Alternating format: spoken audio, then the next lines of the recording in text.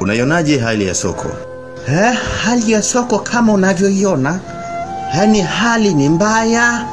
Soko hili kwanza soko la zamani kongwe, si soko ambalo linaweza lenye sifa ambalo tunaweza kufanyia kazi sie.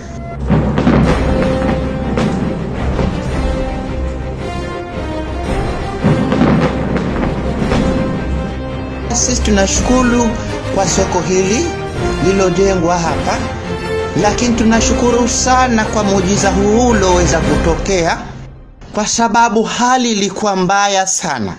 Kwenye soko hili kulikuwa kuna uchafu ulikuwepo hapa miaka dhahili. Leo hii ukitizama soko hili la kisasa, na si hili tu, masoko yapo mengi.